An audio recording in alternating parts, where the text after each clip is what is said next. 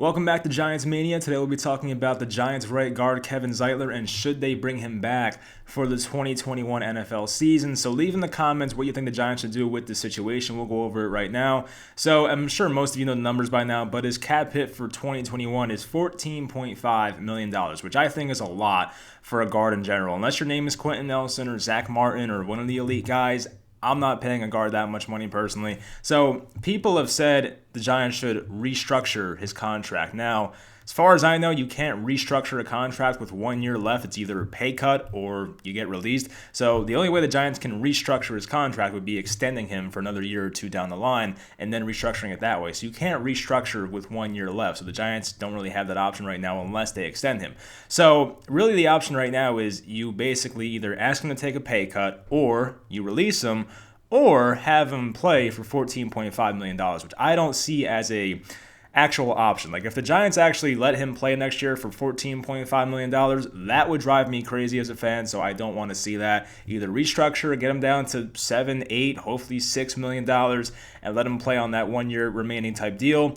Or you just cut the guy and save yourself $12 million. So Zeitler is 31 years old. He's coming off a career low PFF grade, which, some of you don't like, but, still, he's been mostly in the 70s, I think even 80s in his career, dropped to 65.9, and that does kind of match what I saw. I mean, Kevin Zeitler was solid throughout the year, but he wasn't as good as he was back in 2019. He wasn't as good as he was in Cincinnati, even Cleveland. So, he wasn't as good as he was in the past. So that's definitely not what you want to see for a guy who's now 31 years old. So maybe there is some decline there, and you don't want to pay a guard that's going to play average $14.5 million once again. So the Giants' current cap situation, this is estimated from, I think it was Over the Cap, Spotrac, whichever one it was. So right now it's just over $10 million. So they have to get more, and if you do cut Zeitler, you get that number up to $22 million, of course, and that doesn't include like Nate Solder, hopefully after June 1st, and Cody Core and whoever else they want to cut going forward. So right now they're not in the best cap situation. I'm sure we've gone over that one in the past, obviously, but if they do cut him and get to $22 million, now you have something to work with. The Giants now can actually extend Leonard Williams if they want to. I'd prefer not to, but they can go out and get a couple other free agents if they want. So that kind of has to happen, in my opinion, if the Giants want to be big players in free agency. It's either take a pay cut or you have to get released. And I think releasing him is the right option. And based on what we've seen the past couple days, there's a lot of good NFL veterans being released out there. I mean, we'll go over some names real quick of guys that are out there that could be replacements, because I always say I hate when fans say get rid of this guy and don't offer a replacement option. So I went about it and I basically listed a few names here of the guys the Giants can put at right guard next season. So Gabe Jackson was just released by the Raiders. He's now 30 years old. He's had a very solid career. He was like a third-round pick. He's been he's been fine his entire career. So he's got released because he was making, I guess, a good amount of money. I forget what the number was, but the Raiders, I think, released him and Incognito. So I guess the Raiders are kind of trying to save some money there. So Gabe Jackson will be fine as a 1 or 2 year replacement. Larry Warford, I mean, he was a guy that I think went to 3 straight Pro Bowls. He took off this 2020 season with the COVID. So that's a guy, former Saint, former Lion, I believe, would be an awesome fill-in if they can get him.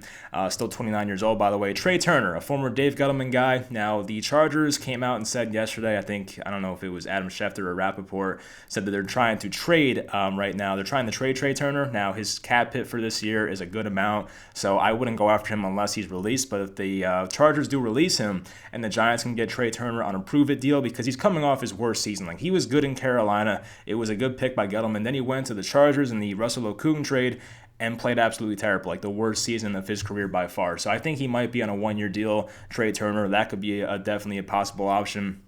Matt Filer with the Pittsburgh Steelers, he's played a lot of tackle. I think he played left guard this past year. I don't think he's ever played right guard. He's played left tackle, left guard, and then right tackle. So he hasn't played right guard, but I feel like going from left guard to right guard is not as big of a transition as going from like left tackle to right tackle or vice versa. So that is a possible option once again. John Miller was just with the Carolina Panthers. He was a former Buffalo Bill, I believe. He might have been somewhere else, maybe Cincinnati. He's been okay throughout his career. He's not a liability. He's also not great, so he would be like a fine 1-year stopgap type of guy. And then John Feliciano, who's a good run blocker with the Buffalo Bills. I think he might have been injured this past year, but he is known as a good run blocker, okay pass blocker. So that's another guy that can fill in for a couple years if you need him to, hopefully 1 year. But also the draft. I mean, don't forget about the draft. I mean, I don't really have the names on top of my head right now, but in the draft, you can get guys in the mid rounds just about every year that can be starting caliber guards. Like, I'll think off the top of my head right now. Like, for the Lions, they have Jonah Jackson, who was a third-round pick out of Ohio State. They got him to play left guard. He was good his first year. The Seahawks got Damian Lewis, who was a very good run blocker, has to get better as a pass blocker, but he was a good third-round pick, I believe, for them.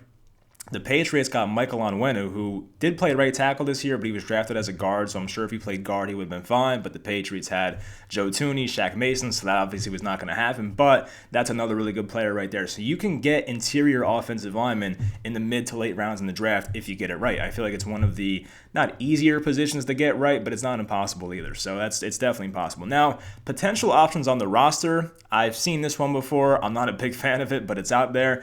Sign or draft a center, and there are some good free agent centers out there, I believe, like the Corey Linsley for the Green Bay Packers might cost a lot, but he's out there. I feel like there's a few other pretty good names out there at center. So you have you could do that, sign or draft a center, and then move Nick Gates to right guard. And if we think back all the way back to 2019, that's where Nick Gates played most of the time. So I mean, you could put him at right guard if you need him to. I'd prefer to keep him at center and just keep, having him grow as a player in that position, but still it's a possibility. Shane Lemieux at right guard. So that's one that is a bit risky because he played left guard at Oregon. I don't know how familiar he is with that position.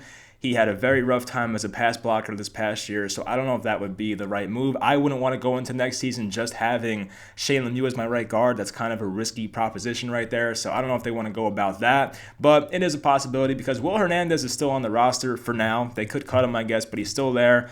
I hope they keep him. I think Will Hernandez can still be a pretty decent starter in this league. So, I mean, he wasn't terrible last year either. They just prefer to go with Lemieux for some reason. So, I mean, we'll find out what they do. But really, the honest truth is that there are options out there. Like this, it would be a cost-effective move to move on from a guy like Zeitler. I know fans look at him and say, like, this is the argument. The Giants' offensive line sucked last year. This guy's the best offensive lineman. Why would you get rid of him? Well, we have to kind of use some context here. I mean, look, Andrew Thomas was the left tackle out the gate last year. No Nate Solder, of course. This guy had a first-year center, a second-year quarterback, and had to play left tackle on a pretty bad team. Not an easy situation for Andrew Thomas, and he got better in the second half of the year, as we know. So Andrew Thomas should be better next year. That's an improvement right there. Left guard, Will Hernandez, I think, is fine. He can hold his own. Like, it's, you wish he could do better, but still, he's not the worst, and he's now like 25, 26 maybe, in the prime of his career. He should be better, but you can't really count on it. Nick Gates should improve. That's a guy that should improve. He wasn't, like, the best last year, but he also wasn't bad either. Like, he was fine, and if he, in his second year as a center full-time, he should get better, so that's another guy right there. Thomas Gates should improve. Your right tackle situation, whether it's Matt Parrott, whether you re-sign Cam Fleming, which is what I want to happen, but whether it's one of those guys, they should be fine. Fleming was fine. He's serviceable. And then you have Matt Parrott, who should get better in year number 2. So, like, there are options on the roster right now on the offensive line that should get better just, due to the fact that they're getting older and growing into their bodies and getting more used to the NFL game speed. So, like that, your offensive line won't be as bad as it was last year. At least I hope not. I feel like that's not possible, but we'll find out. But really, what I'm trying to say is it's not the end of the world if the Giants move on from Kevin Zeitler. I think it's the right thing to do financially because, as we all know, salary cap league, the Giants have holes on their roster elsewhere. They need a pass rusher. You need a cornerback too. You need wide receiver help. You might even need a tight end at some point. So, there are options. There are holes on this roster to fill. And if, like, Leonard Williams or Dalvin Tomlinson leaves, you might need a nose tackle. You might need a defensive end. So, like, there are spots to fill on this roster. The Giants need a linebacker too. So, yeah, the list goes on and on. Their secondary's fine. I'm happy about that. But really, the rest of the roster can definitely use help. So, that is a concern. If the Giants tie up $14.5 million of their cap space to Kevin Zeitler once again, you're kind of strapping yourself in a way and not giving yourself the best chance to go out there and get a couple or even 3 free agents to fill in those spots that you need on the roster. So I think it's the best move in the Giants' interest to move on from Kevin Zeitler or take a pay cut. If they get him down to $5 or $6 million, Very happy with that. I don't know if it's possible, though. I feel like he might not be okay with that, so we'll find out. But leave in the comments, once again, what you want the Giants to do. Hopefully you guys enjoyed this video. We'll talk about Will Fuller, the free agent, next time, and thank you for watching.